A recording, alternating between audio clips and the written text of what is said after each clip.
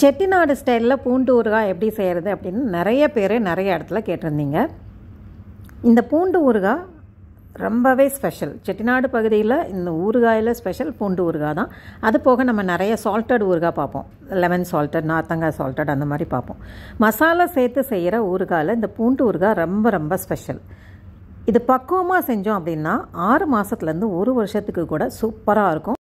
நம்மளே கைப்பக்குவத்தில் செய்யும்போது இது ரொம்பவே சுவை அற்புதமாக இருக்கும். ஃப்ரெஷ்ஷாக இடித்த மசாலா சேர்க்கும் போது இந்த பூண்டு ஊறுகாய் ரொம்பவே சுவையாக இருக்கும். பூண்டு மசாலா இதெல்லாம் பேலன்ஸ்டாக இருக்கும். வெறும் பூண்டாகவும் இல்லாமல் வெறும் மசாலாவும் இல்லாமல் பேலன்ஸ்டாக இருக்கக்கூடிய அளவில் ரொம்ப சூப்பராக செய்யக்கூடிய இந்த பூண்டு ஊறுகாய் எப்படி செய்கிறதுன்னு பார்க்குறதுக்கு முன்னாடி நம்ம சேனலில் இன்னும் சப்ஸ்கிரைப் பண்ணாமல் பார்த்துட்ருக்கீங்க அப்படின்னா சப்ஸ்கிரைப் பண்ணிக்கோங்க. நிறைய ஊறுகாய் ரெசிபீஸ் போட்டிருக்கோம். இப்போ இந்த பூண்டு ஊறுகாயினுடைய ரெசிபியை பார்த்துடலாம்.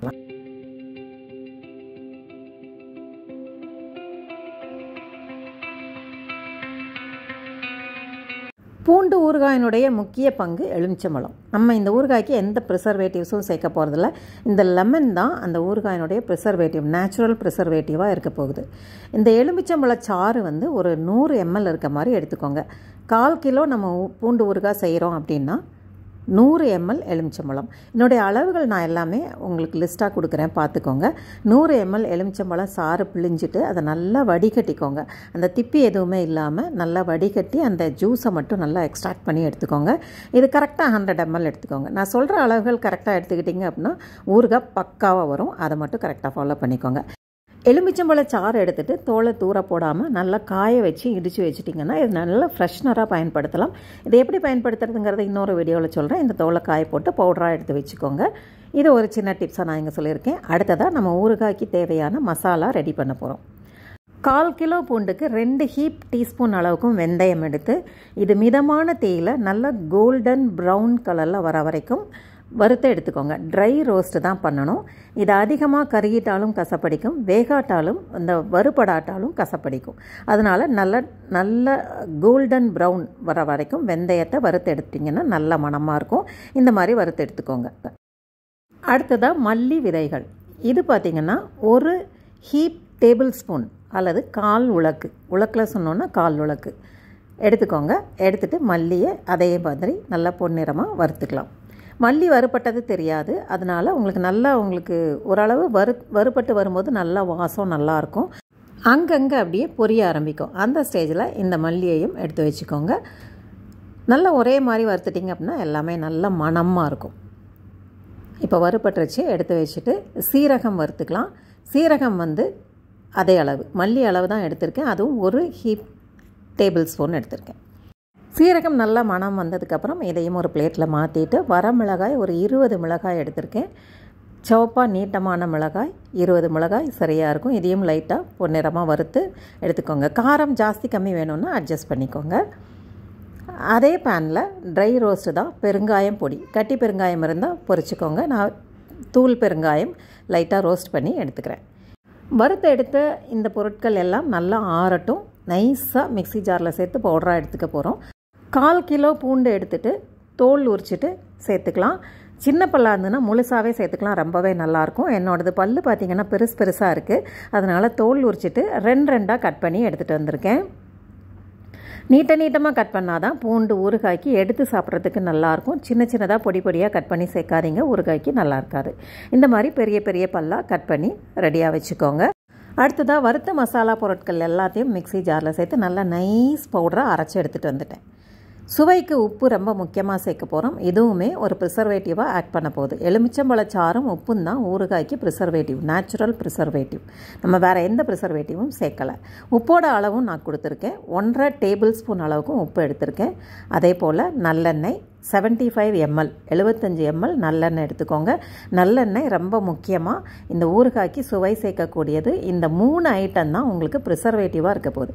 எலுமிச்சம்பழச்சாறு, நல்லெண்ணெய், உப்பு, இது 3 தான் ஊறுகாய்க்கு நேச்சுரல் ப்ரிசர்வேட்டிவ்.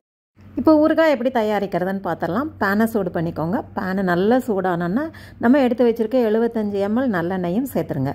எண்ணெய் ஓரளவு நல்லா சூடானதுக்கப்புறம் 1 டேபிள் ஸ்பூன் அளவுக்கும் கடுகு சேர்த்து நல்லா பொரிய விட்டுருங்க. கடுகு நல்லா பொரிஞ்சதுக்கப்புறம் நம்ம கட் பண்ணி வச்சுருக்க பூண்டையும் அதில் சேர்த்துடலாம். பூண்டை சேர்த்துட்டு மிதமான தீயில் வதக்கிக்கோங்க. இந்த ப்ராசஸ் முடிகிற வரைக்கும் உங்கள் கை கழுவவோ தண்ணி தெறிக்கவோ கூடாது. ஊறுகாய் வந்து பக்குவமாக செஞ்சிங்கன்னா தான் 6 மாதத்துலேருந்து 1 வருஷம் வரைக்கும் கெடாமல் வச்சு சாப்பிட முடியும்.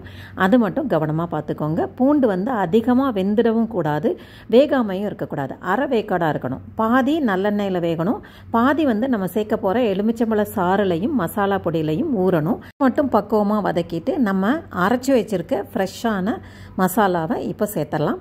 மசாலா பொடி சேர்த்த உடனே ஸ்டவ்வை வந்து சிம்மில் வச்சுருங்க. ஃப்ளேம் வந்து கம்மியாக வச்சுருங்க, இல்லைன்னா பொடி கருகிடும். இந்த பக்குவத்தை நான் சொல்கிறத அப்படியே ஃபாலோ பண்ணிக்கோங்க. சிம்மில் வச்சுட்டு நம்ம அரைச்ச மிளகாய் பொடி மசாலா பொடியை சேர்த்துக்கோங்க. சேர்த்துட்டு 1 நிமிஷம் அளவுக்கு நல்ல பபுளில் வந்து அது பொங்கி வரும். அந்த எண்ணெயிலேயே அந்த மசாலா வெந்துடும். பூண்டு மசாலாவும் சேர்ந்து வெந்துட்டு இருக்கும்போது கொஞ்சோண்டு ஒரு அரை டீஸ்பூன் அளவுக்கு மஞ்சப்பொடி சேர்த்துக்கோங்க. நிறம் நல்லாயிருக்கும். இதுவுமே உங்களுக்கு சீக்கிரம் கெடாமல் இருக்கிறதுக்கு உதவி பண்ணும். கொஞ்சம் மஞ்சப்பொடி சேர்த்துட்டு கலந்து விடுங்க. நம்ம சேர்த்த பொருட்கள் எல்லாம் சேர்ந்து மிதமான தீயில் நல்லா கொதி வரும். இது ஒரு 2 நிமிஷம் தான் ஆகும். அதிக நேரம் கொதி வர விட்டுட்டிங்கன்னா ரொம்ப ட்ரை ஆகிடும். அதனால் கவனமாக செஞ்சுக்கோங்க. நான் சொல்கிற ஸ்டெப்பை அப்படியே ஃபாலோ பண்ணிக்கோங்க. ஓரளவு கொதித்து வரும்போது சுவைக்கு தேவையான உப்பு இடித்து வச்சுருக்கோம் இல்லையா, கல் உப்பு எடுத்து நம்ம இடித்து வச்சுருக்கோம். அந்த உப்பையும் இதில் சேர்த்துருங்க. இந்த ஊறுகாயினுடைய ப்ராசஸ் எல்லாமே மிதமான தீயில் செய்யும்போது நிறம் மாறாமல் ரொம்ப ட்ரை ஆகாமல் அப்படியே கிடைக்கும். இது ஸ்டெப் பை ஸ்டெப்பாக நான் கிளியராக சொல்லியிருக்கேன். இதை அப்படியே ஃபாலோ பண்ணிக்கோங்க. சூப்பராக வரும். மசாலா உப்பு எல்லாத்தையும் சேர்த்ததுக்கப்புறம் நம்ம எடுத்து வச்சுருக்க எலுமிச்சம்பழ சாறை கடைசியாக தான் சேர்க்க போகிறோம். மீடியம் ஃப்ளேமில் இருக்கும்போது எலுமிச்சம்பழ சாறை சேர்த்துருங்க. சேர்த்து சுற்றி கொதி வரும்.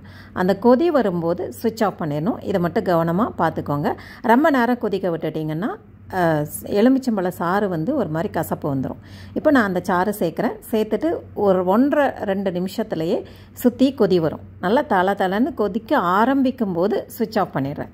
சுவிட்ச் ஆஃப் பண்ணிவிட்டு கடைசியில் நம்ம சுவிட்ச் ஆஃப் பண்ணுற டைமில் 1 டேபிள் ஸ்பூன் அளவுக்கு இடித்த வெல்லம் சேர்த்துக்கோங்க. 1 டேபிள் ஸ்பூன், அதாவது சின்ன அச்சு, ஒரு அச்சு எடுத்து தட்டிட்டிங்கன்னா 1 டேபிள் ஸ்பூன் வரும். அந்த வெள்ளை பொடியையும் சேர்த்து கலந்து விட்டுருங்க. சுவிட்ச் ஆஃப் பண்ணிடுங்க. இதை அப்படியே ஆற வச்சு பாட்டிலில் எடுத்து வச்சுக்கோங்க. சூப்பராக இருக்கும். ரொம்ப நாளைக்கு செய்கிற அளவு நிறைய குவான்டிட்டி செஞ்சீங்க அப்படின்னா இடையில ஒரு தடவை வெயிலில் வச்சு மட்டும் எடுத்து உள்ளே வச்சுக்கோங்க. செட்டிநாடு ஸ்டைலில் பூண்டு ஊறுகாய் செஞ்சுருக்கோம். செஞ்சு பார்த்துட்டு எப்படி இருந்ததுன்னு சொல்லுங்கள். வீடியோ பிடிச்சிருந்தா லைக் பண்ணி கமெண்ட் பண்ணி சப்ஸ்கிரைப் பண்ணிக்கோங்க. வீடியோவையும் ஷேர் பண்ணிக்கோங்க. சுவை ரசிக்கலாம் வாங்க. தேங்க்ஸ் ஃபார் வாட்சிங்.